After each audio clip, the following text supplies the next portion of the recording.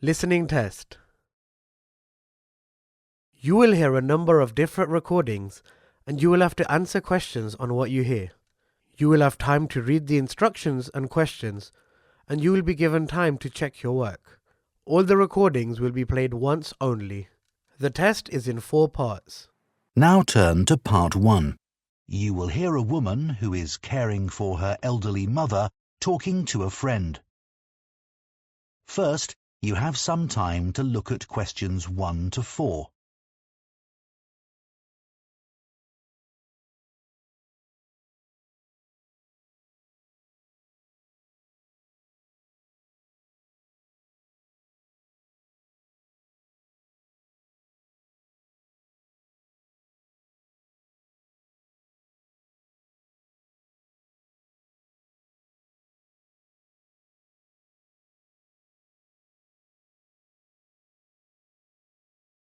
Now listen carefully and answer questions 1 to 4. It's really good to see you, Tom. Since I had to give up work, I feel I'm losing touch with my friends and colleagues. We really miss you in the office. We were all so sorry you had to leave. But you must be relieved to have more time to look after your mother. How is she? Well, she's very cheerful, but she needs a lot of help. Have you tried to get any support from the local council? No, I didn't know I could. Yes, they offer different kinds of practical support. They realise that carers sometimes need time for all the other responsibilities they have, apart from the person they're caring for, and also that they sometimes need a break. Absolutely. Okay, so tell me more. How do I go about getting this support? Well, you'd have to have an assessment of your mother's needs. That means someone would come round and talk to you about the situation and what you need. So, for a start, they'd want to know the amount of time you spend looking after your mother every day. Okay. Then they'll probably ask you what sorts of tasks you do for your mother during the day. Things like if she needs help with getting dressed, for example. Right, I help her with that. And also I help her get into the shower in the morning. Yes, that sort of thing. They'll probably ask you if you do the shopping for her and help her at meal times, and whether she can cope using money. Yes, that's becoming a bit of a problem. She used to be very good at it, but not anymore. Before you hear the rest of the conversation, you have some time to look at questions 5 to 10.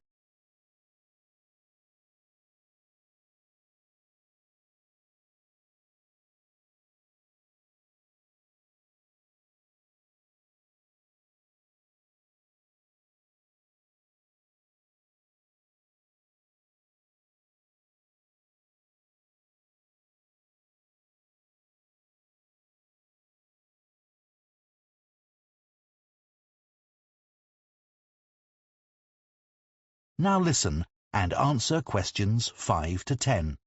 And be ready to tell them about anything you find particularly difficult about caring for your mother.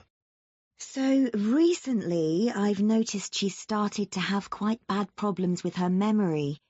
If I wasn't there, I think she'd forget to eat, for example.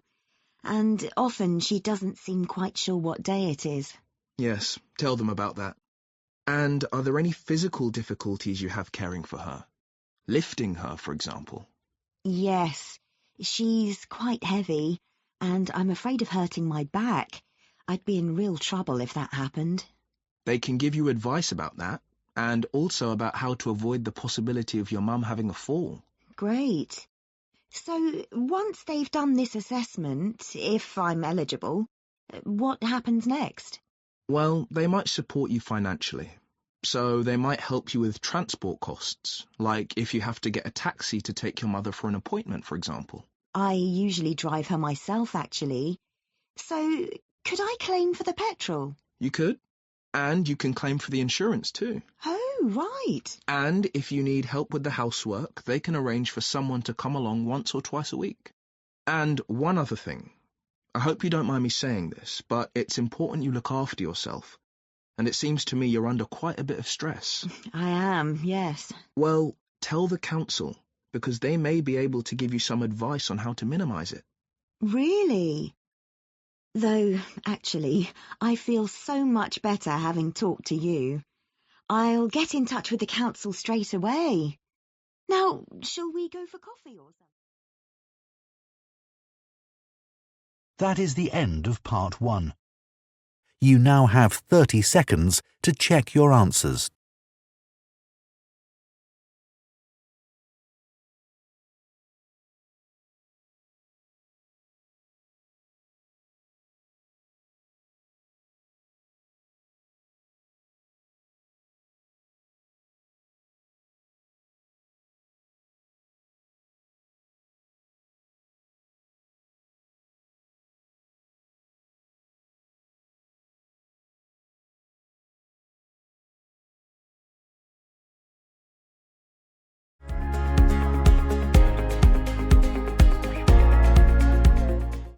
Part 2.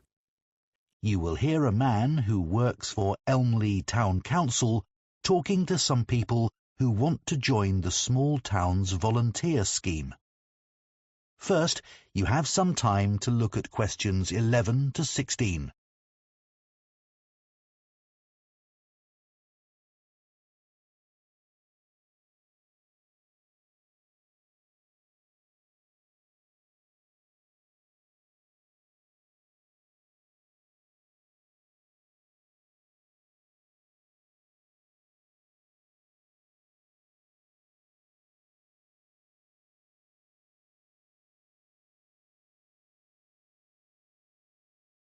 Now listen carefully and answer questions 11 to 16. Good morning, everyone. I'm Steve Wainwright from Elmley Town Council, and I organise the town's volunteer scheme. I'm delighted you're all interested in joining the scheme. Our volunteers help to create a sense of community among the many people who live in our historic town of Elmley and make residents and visitors feel welcome at local events. First, I'll mention just a few of the activities that volunteers carry out. One is to walk around the town centre streets wearing our volunteer T-shirt. Tourists often ask how to get to a particular shop, and they might also be grateful for recommendations about what to visit. The town holds a large number of concerts each year, and part of the volunteer's role is to get everyone in the audience to the right place as smoothly as possible. You'd be surprised how many people buy tickets, then don't check them, and head for the wrong section of the hall. Volunteers may get involved with community groups, such as sports clubs or gardeners' associations. Here, the volunteers talk about how groups can help each other. For instance, a writing group might want to travel to another town to hear a talk by a well-known author, but may not know that another club has a coach they could travel in. The town produces a monthly magazine, and anyone who lives in the town can send in articles. It's free to residents and is paid for by local businesses. That's the responsibility of the council's advertising department. We depend on volunteers, though, to find out what people think of events they've attended and any suggestions they have for the future. The volunteers then send a summary to the editors. There are a number of clubs for retired people, and every year the council arranges lunch for all the members. The volunteers welcome the guests, and when everyone's sitting down and relaxing after the meal, some volunteers put on a show. Usually around half an hour of songs and short plays. The club members really welcome the chance to chat to the volunteers at these events. The town council has a website, of course, and volunteers are asked to help by making sure residents know about it. It's updated every day with information about future activities, and we want as many people as possible to use it. Before you hear the rest of the talk, you have some time to look at questions 17 to 20.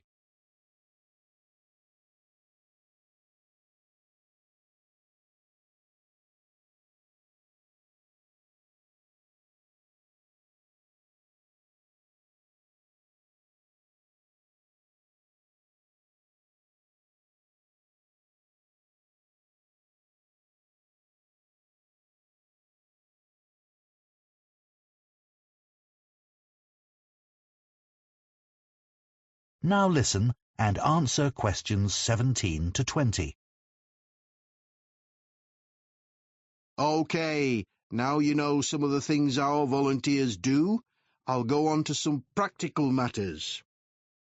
As you probably know, the town arranges 3 major festivals every year, and they all depend on a large number of volunteers. The book festival lasts 3 days and uses several venues which all need volunteers. More are needed for the music festival because that lasts a whole week, and even more help is required for the science festival, even though it's only 2 days long. It involves quite a lot of venues, though.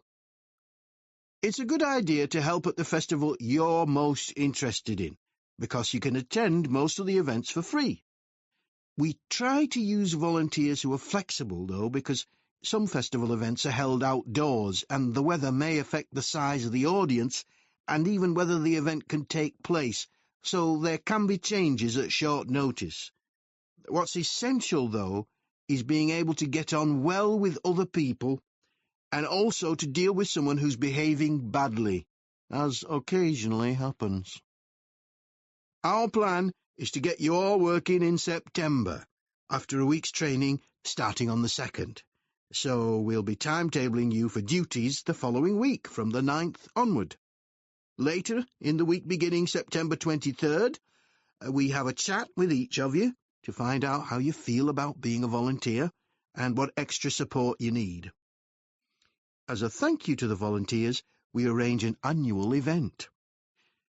In recent years, we've had a party in the town hall, and last year, a barbecue in Chamber Park. Our forthcoming event is a trip along the canal from here to Dewhurst and back. It's on Saturday, September the 28th, and if you'd like to attend, you can sign up once you start work. Now, this is the Volunteers T-shirt. That is the end of Part 2. You now have 30 seconds to check your answers to Part 2.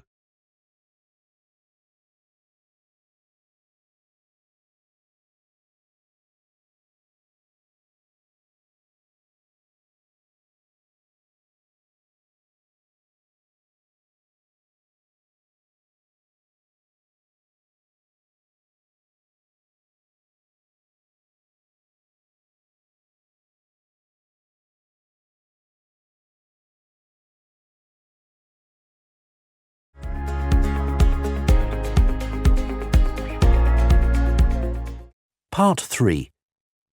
You will hear 2 students called Rosie and Colin discussing their human geography assignment.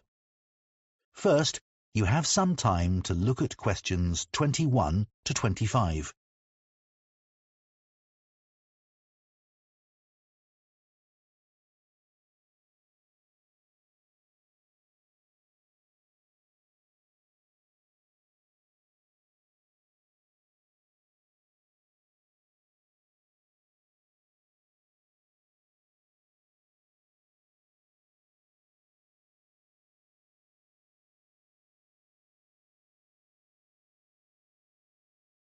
Now listen carefully and answer questions 21 to 25. Colin, I'm really struggling to think of a topic for our human geography assignment. Me too, Rosie. I'll tell you what, let's think about the different aspects of human geography and see if we can narrow the topic down a bit to help us decide. OK, so one aspect is population. That would be all about population density and migration and so on. Lots of facts and statistics. Maybe a bit boring? Yeah, but quite straightforward to find on the internet. Suppose so. How about health? I'd never thought about the links between that and geography until Professor Lee gave us that lecture on cholera.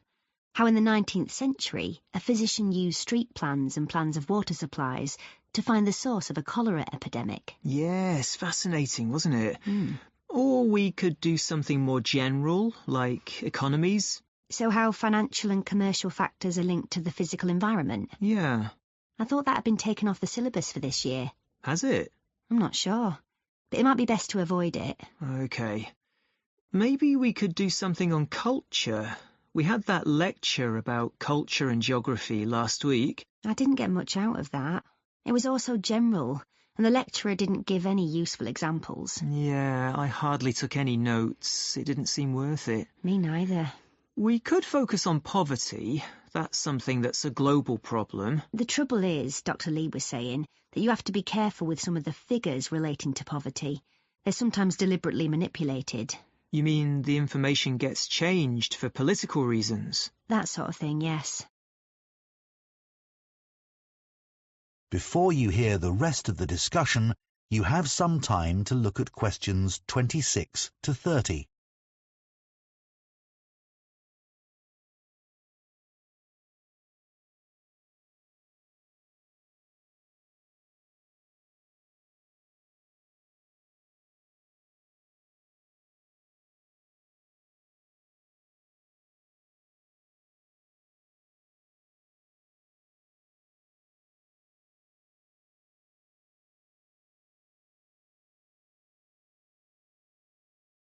Now listen and answer questions 26 to 30. So what are we going to do our assignment on? I'll tell you what, one of the possibilities we haven't discussed is urbanisation. And now over half the world's population lives in cities. That's really important. Okay, good idea, Rosie. Let's do that. I love living in a big city, but of course there are problems. Things like theft and robbery? Yes, but where I come from, that's linked to another more serious issue, which is that a lot of people don't have jobs. That's getting worse and worse. And we also still have quite a lot of people who are homeless, though that's not quite so bad as it was. It'd be nice to talk about some positive developments, like some of the new developments on the outskirts of cities. Yeah, they've opened some massive new shopping centres outside my city. Yeah, the same with mine, but it's meant a lot of the shops in the city centre are closing down. But the outskirts are ideal for buildings that need a lot of space, like for conferences. They've opened a couple of big ones. Yes, we've got some too.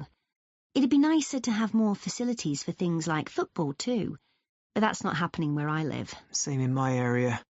We could include something about developing disused industrial sites. It seems like a good idea because you're not doing any harm to the natural environment. Yeah, but aren't the buildings architecturally significant? Not really. And what people forget is that they often used quite dangerous materials, chemicals and things, which haven't been properly cleared away, so the whole site has to be made safe. That can't be cheap, and I bet it's often not budgeted for. You're right. Have you read about Masdar City? In Abu Dhabi? Yes. It was designed to be a green city, wasn't it? That might be a good example of a city which set out to depend entirely on renewable energy. Yes, we should say something about that. It was designed to be totally pedestrianised too, wasn't it? With the transport underground. Yes, and they had big plans for recycling to reduce waste to the lowest possible level. But let's stick to talking about power sources. Then there's that eco-town in England, Green Hill Abbots. It set out to conform to the usual principles, sustainability and so on. A lot of people were against it at first. They said the plans were unrealistic. I'm not sure how far they've got with it. I'll check. Right. So it looks as if we have a sort of plan, and we can work from That is the end of part 3. You now have 30 seconds to check your answers to part 3.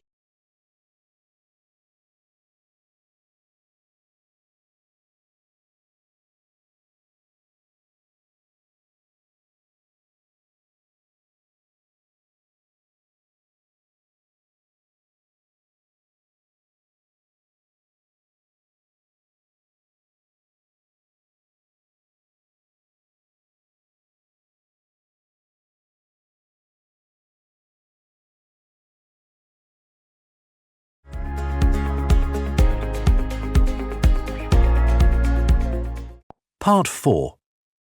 You will hear part of a food science lecture on fashions in food. First, you have some time to look at questions 31 to 40.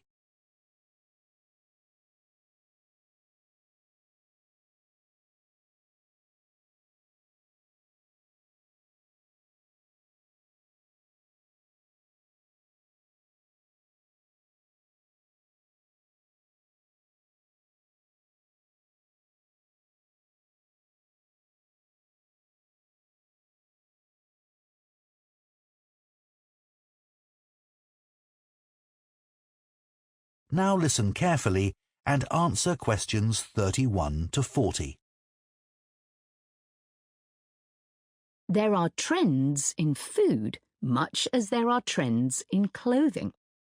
Interest in food fashions has risen rapidly since the birth of the smartphone, when people first began taking photos of their food and instantly sharing them with their friends.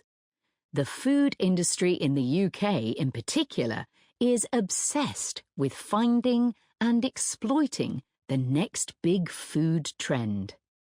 Marketeers aim to create a huge demand for a food item which was previously unknown or not needed. One of the most effective ways of promoting a new food product is by using social media influencers as brand ambassadors. In return for free samples, many influencers will post content about a product, although there are influencers with hundreds of thousands of followers who can command large fees for their services. Companies which sell vegan produce were pioneers in being able to increase sales really quickly in this way. For a food item to become really popular, it has to be readily available. So supermarkets have a role to play in creating a new food trend. They have dedicated teams closely following which new products or ingredients are trending on social media and are particularly interested in what well-known chefs are putting on their menus.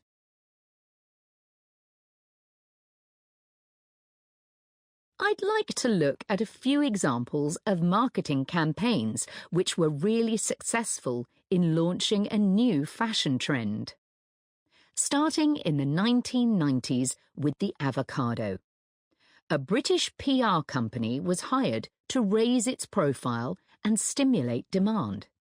They paid for a group of journalists to travel out to South Africa to meet avocado farmers. Articles written following this visit helped to educate the British public about the avocado, which at this time was certainly not the daily staple it's since become. Advertisements were designed to promote the avocado as a superfood, rich in nutrients and therefore beneficial for health.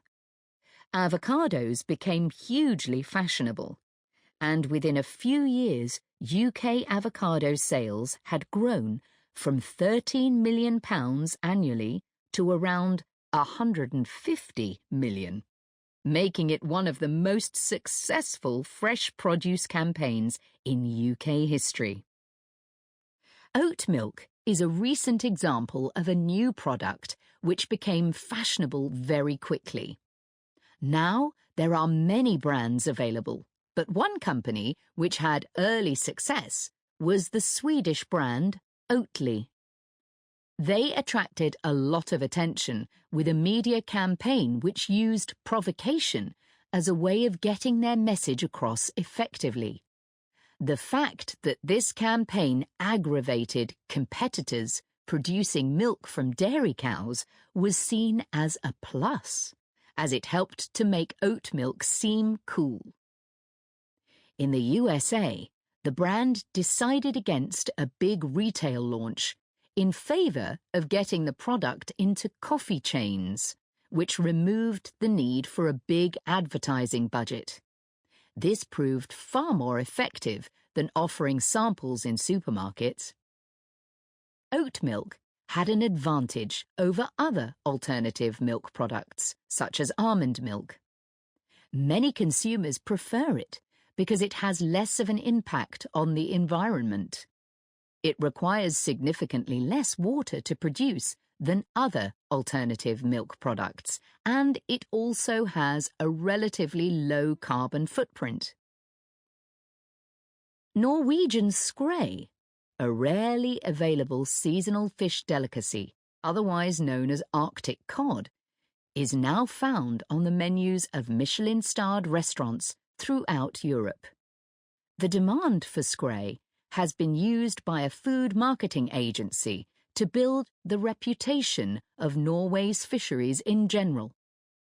Marketing surveys have shown that a significant number of shoppers now associate Norway with excellent seafood. Food trends can be considered a good thing in some ways, as they can benefit farmers and food producers enormously. The public can also be encouraged to buy things which are more sustainably produced. But ethical concerns have been raised about the effects a surge in demand can cause. Quinoa is a classic example. This plant is native to Peru, and when demand peaked some years ago, the price soared, making it unaffordable for local people. While the popularity of quinoa has benefited farmers financially, there have been other negative consequences. As demand grew, farmers began working the land all year round in order to produce more quinoa. One issue has been that the fertility of the soil decreased dramatically, which could potentially lead to desertification in some areas. Another example would be the case of... That is the end of part 4. You now have half a minute to check your answers.